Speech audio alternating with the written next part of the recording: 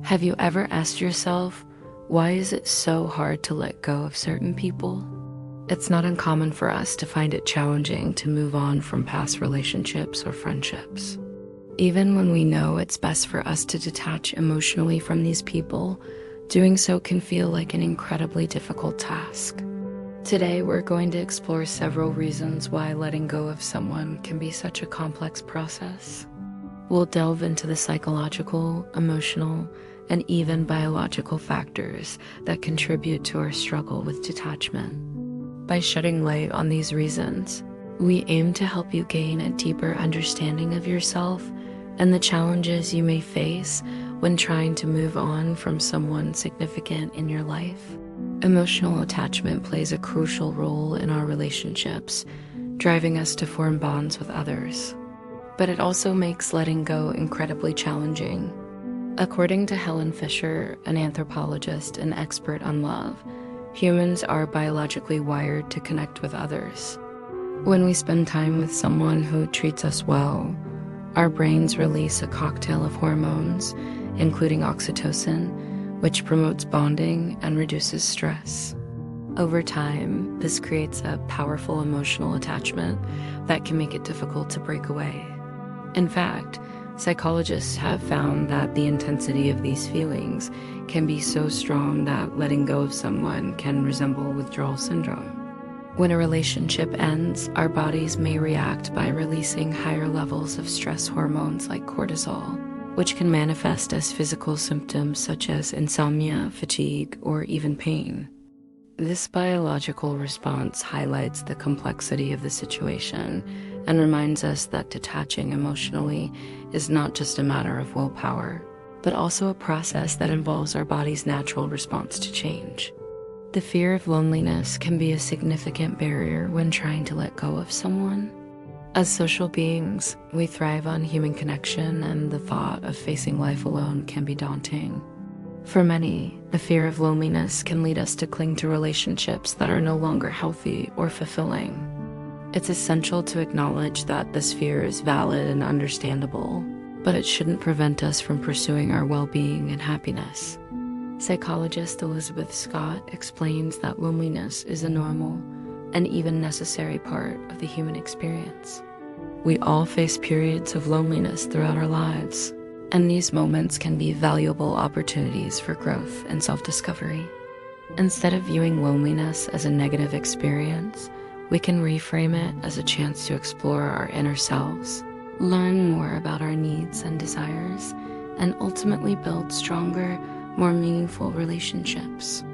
Embracing this perspective can help us overcome the fear of loneliness and make it easier to let go of those who no longer serve us. Another reason why letting go can be difficult is our tendency to idealize the past. When a relationship ends, our minds often focus on the positive aspects of the relationship and minimize or even forget the reasons why it ultimately failed. We may begin to dwell on happier times and convince ourselves that the problems were not that significant or that they can be easily overlooked. This selective memory can make it challenging to move on because it creates a distorted view of the relationship. Psychologist Dr. Guy Winch suggests that this tendency to idealize the past is a natural human response to loss. Our brains try to cope with the pain of separation by emphasizing the good times and downplaying the bad. However, it's crucial to recognize that this coping mechanism can hinder our ability to let go and move forward.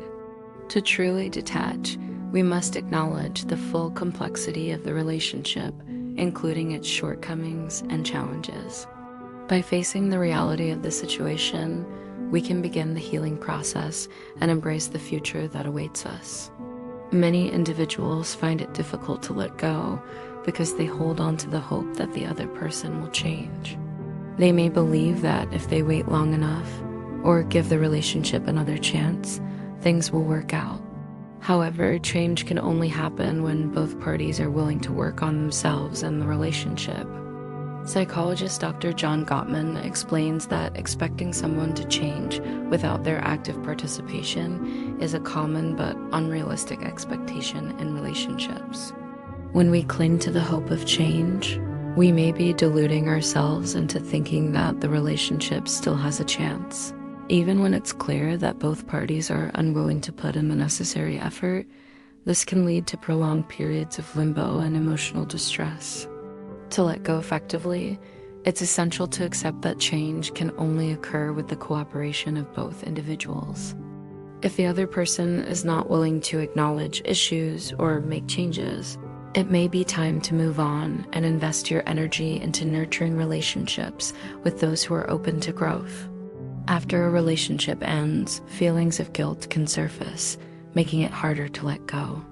Many people tend to blame themselves for the breakup and ruminate over what could have been done differently.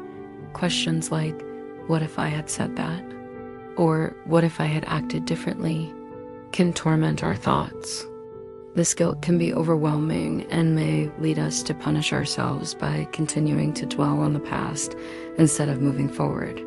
Psychologist Dr. Terry Orbuck notes that these feelings of guilt are normal after a breakup, but it's vital to address them constructively.